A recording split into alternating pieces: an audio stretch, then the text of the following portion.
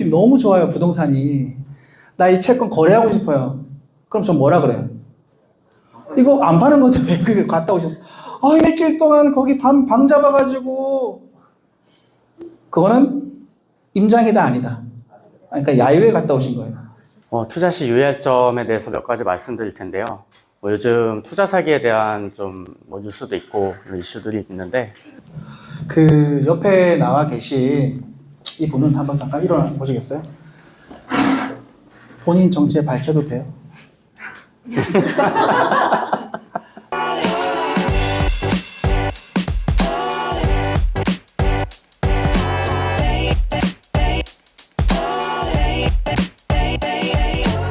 두이현 대표님을 큰 박수로 맞이해 주시기 바랍니다.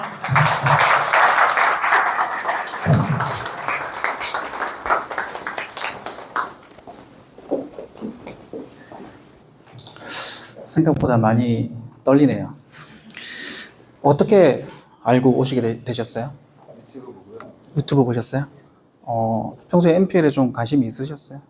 많이 있었는데 많이? 뭐 투자를 좀 해보셨나요? 관심만 많이. 관심만 가지고. 그 롬마켓 TV 원데이 클래스가 원래 있었어요, 없었어요? 없었어요. 계획도 없었어요. 근데 제가 생각했던 것보다 더 많이 이제 구독자분들이 이제 다 구독자 맞으시죠? 네. 감사합니다. 생각보다 빨리 5만 명이 달성이 되면서 뭐 어떤 의미로 제가 감사의 마음을 표현을 해야 될까 고민을 하다가 이런 자리를 제가 마련하게 됐습니다. 롬마켓 TV를 만든 이유가 뭘까요? 제가 투자자 모집. 투자자 모집, 네, 맞습니다. 또 중개. 중개 맞습니다. 본질은 또 그걸 수도 있어요. 또 대중화, 맞아요. 가장 주된 논점은 맞습니다. 또 플랫폼 구축 맞습니다. 누구와 누구를 이어주는 플랫폼이죠? 금융사와 투자자. 자, NPL 채권에 대해서, NPL 투자에 대해서 여러분들이 대부분 다 모르세요. 그 이유가 뭔지 아십니까? 경매는 잘 아시잖아요.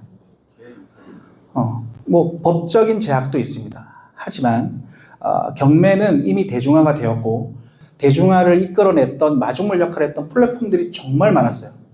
근데 NPL은 좀 지극히 개인정보이기도 하고 그래서 좀 제한적인데 그러면 부실 채권이 지금 엄청 많이 나왔어요? 적게 나왔어요? 많이 나왔어요. 뉴스 보시면 다 나오죠. 자, 시장이 안 좋을 때 더 많이 나와. 그 이유가 뭐죠? 금융사에서 대출을 해주고 이 연체된 채권을 회수를 해야 돼. 그쵸? 그러면 회수하는 환가 수단이 뭔가요? 경매. 맞아요. 경매. 또 신탁 계약에 따른 담보 신탁은 어디로 가죠? 공매. 그런데 그러한 금융사에서 발생한 부실 채권들이 너무 막대하다 보니까 그런 것들을 전문적으로 유동화 시켜줄 수 있는 법인이 존재하게 됩니다. 그러니까 유동화 회사가 명목상은 존재하지만 유동화가 잘 된다 안 된다. 그래서 저는 NPL 유동화업을 지금 10년 넘게 하면서 조금 그 금융사들하고 좀 친하게 지낼까요? 아니면 좀 거리를 둘까요? 친하게 지내고 있습니다. 친하게. 그러면 그 친구들이 가지고 있는 본질적인 애로사항들이 있어요. 그게 투자자를 찾아야 되는 거예요. 부실 채권은 너무 많은데 유동화가 안 되는 거죠. 왜? 투자자가 없어. 이금융권은.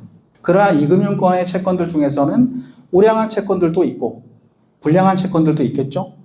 그러면 그것들을 그나마 우량한 채권들을 선별해서 소개해드리는 역할을 한번 해보자라고 해서 만든 거예요.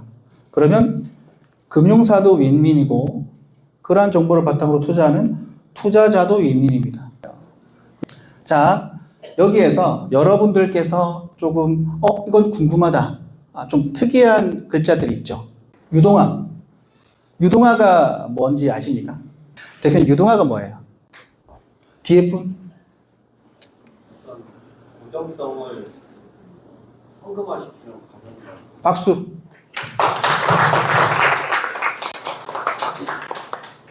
자, 따라합니다. 부동자산을 유동자산으로 바꾸는 일련의 과정입니다.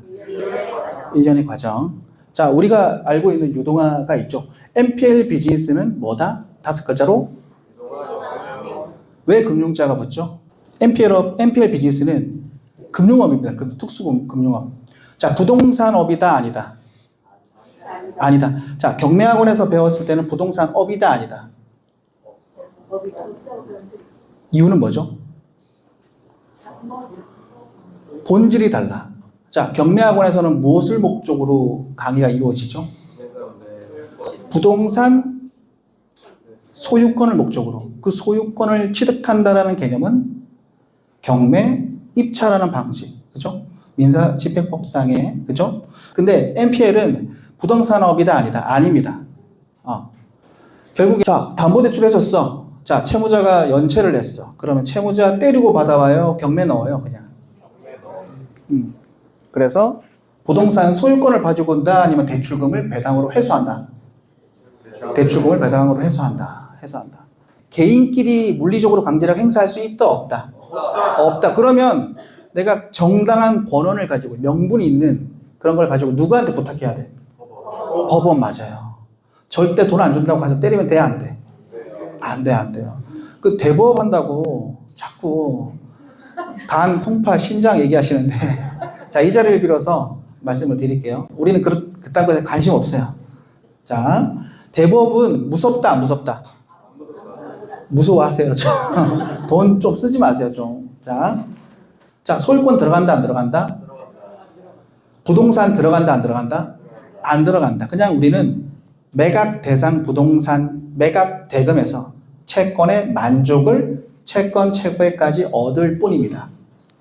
자, 그러면 여기서 여러분들께서 중요한 걸 아시게 되셨어요. 자, NPL 비즈니스에서는 최선은 뭐다? 차선은 뭐다? 유입치대. 제일 실수 많이 하시는 분들이 물론 채권을 담보하고 있는 담보부동산 중요해, 안 중요해? 중요해. 그래서 임장 갔다 오시고 막 이렇게 해서 막 임장 다니시는데 근데 거래가 안 되는 채권이 굳이 갈 필요가 있어, 없어? 그래서 임장 다 갔다 오고 대표님 너무 좋아요, 부동산이. 나 이 채권 거래하고 싶어요. 그럼 전 뭐라 그래요? 이거 안 파는 건데 왜 그게 갔다 오셨어? 일주일 동안 거기 방 잡아가지고. 그거는 임장이다, 아니다? 그러니까 야유회 갔다 오신 거예요. 거래가 가능하대. 그럼 내가 이 채권을 살 의향이 있다라는 걸 알려야 돼. 의사표시를 해야 돼. 그걸 뭐라 부르죠? 얼마의 의향서를 넣었죠? 43억 2천에 사겠다고 했어요. 자, 양수의향서에서 결제 났어. 결제 나면 무슨 계약해야 돼, 이제? 자, 채권 양도 양수한 사실을 법원은 알아요, 몰라요?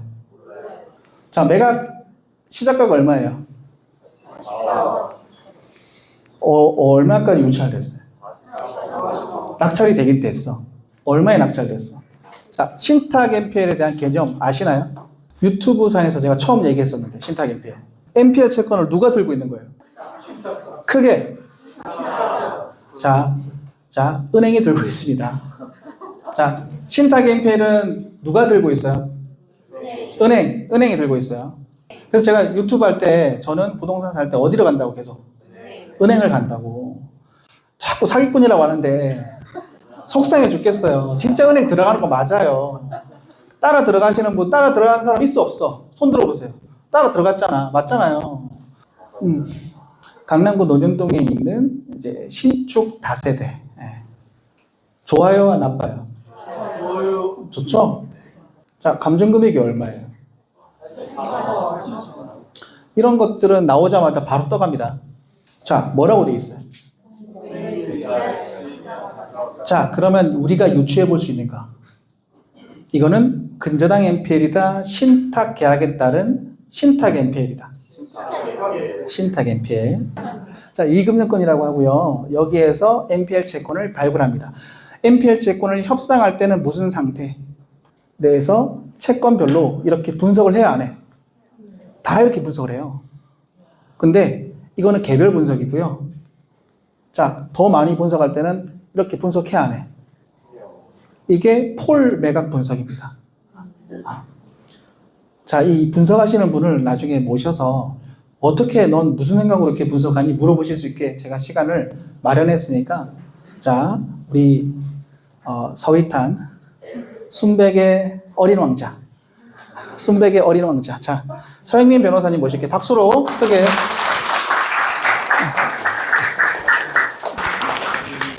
두 대표님 강의 잘 들으셨나요? 네, NPL 투자를 함에 있어서 그 문제가 되는 법률적인 문제 또는 세무적인 문제 간단히 짚어보고 넘어가는 시간 가져보도록 하겠습니다. 부실채권을 양수할 수 있는 법인은 자본금 5억 원을 갖추고 금융감독원의 인허가를 받은, 그리고 매입 추심업의 인가를 받은 대부업 법인만 이제 투자를 할 수 있죠. 최근에 개인채무자보호법이 개정되고 한 10월 17일자로 시행된 부분 알고 계시죠? 개정되면서 많은 것들이 바뀌었는데 뭐 채무 조정 요청, 연체 이자 관련 이런 부분들은 사실 우리랑은 사실 관계가 별로 없습니다. 어차피 우리는 근질권 대출을 받고 담보부 채권을 매입해 오기 때문에 그 관련 부분에 대해서만 좀 중점적으로 보면 될 것 같고요. 제일 중요한 거는 그 한도가 예전에는 90%, 뭐 제한이 없을 때도 있었지만 75%로 낮춰진 점, 이게 가장 큰 변화죠. 우리가 채권 양수도 계약서를 작성하게 됩니다. 그래서 그 양수도 계약서 작성 시에 좀 주의사항을 몇 가지 중요한 부분만 좀 위주로 말씀을 드리겠습니다. 그 선순위 채권이 있습니다. 그래서 우리가 1순위 근저당권자의 지위를 양수하지만 우리보다 먼저 받아가는 채권들이 있어요. 그거를 이제 선순위 채권이라는데 이걸 사전에 반드시 체크를 하셔야 될 것 같습니다. 법인 채무자인 경우에 좀 이제 중점적으로 봐야 될 것 같습니다. 3개월치 임금, 3년치 퇴직금은 1순위 근저당권자보다도 우선해서 받아가게 되기 때문에 이 부분들 한번 또 체크를 반드시 해봐야 될 것 같습니다. 투자 시 유의할 점에 대해서 몇 가지 말씀드릴 텐데요. 요즘 투자 사기에 대한 좀 뉴스도 있고 이슈들이 있는데, 지금 우리가 아까 두 대표님 말씀드렸던 그리고 보여주셨던 채권들은 각자 이렇게 투자할 채권들이 정해져 있어요. 근데 그게 아니고 이제 가끔 투자 대상이 이렇게 특정되지 않았는데 투자금을 받는 곳이 있는 것 같아요. 보면은 뭐 5천만 원 또는 1억 뭐 소득공제를 해주겠다 뭐 그런 곳들이 있는 것 같은데, 반드시 뭐 투자 사기라고 말씀드리는 건 아닌데 사기가 됐든 안 됐든 그런 경우에는 이제 나중에 그 회수를 원하실 때 회수가 안 될 수도 있다는 생각이 들어서 실제로 그런 사례들도 일부 있었고요. 그래서 그런 부분들은 좀 조심을 하셔야 될 것 같아요. 특히나 그 일정 수익률 보장해주겠다, 이거는 좀 말이 안 되는데 그 실제로 법상으로도 위반이고요. 그런 경우에는 좀 혼지 사기에 해당하지 않을까, 그래서 좀 특히나 조심을 하셨으면 좋겠습니다. 반드시 이렇게 본인이 직접 부동산을 한번 보시고, 이 부동산은 이 정도 가격이면은 낙찰가가 형성될 것 같아, 꼭 한번 확인을 해보시고 그 가치에 따라서 내가 매입할 채권이 어느 정도 대출이 나가는지도 다 확인을 해보시고, 그리고 내가 지금 이 채권 매입하는 가격이 적절한지 확인해 보시고 채권을 매입해야 될 것 같습니다. 현재 뭐 다 아시다시피 NPL 투자는 이제 개인이 직접은 불가하고 전문 매입 추심업 라이센스를 가진 대부업만 가능한 상황에서, 그러면 이 대부업 법인을 통해서 투자할 경우에 어떤 세금이 발생하는지 간단히 한번 짚어보고 넘어가겠습니다. 그 옆에 나와 계신 이 분은 한번 잠깐 일어나 보시겠어요? 본인 정체 밝혀도 돼요? 보통 이런 분위기면 괜찮다고 하시는데, 그럼 제한적으로 설명을 드릴게요.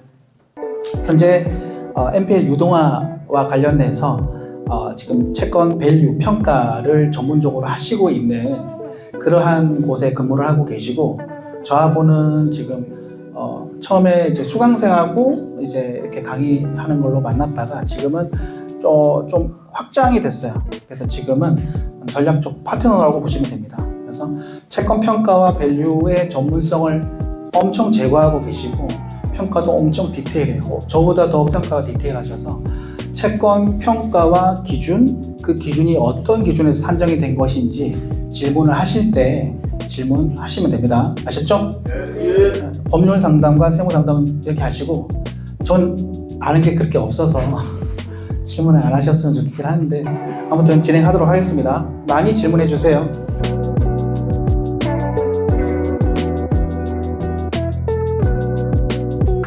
오늘 이한 걸음 해주셔서 너무 감사하고 이런 뜻깊은 자리에서 여러분들께 자주 인사 올릴 수 있도록 노력하겠습니다. 자, 롬마켓TV 두 대표였습니다. 감사합니다.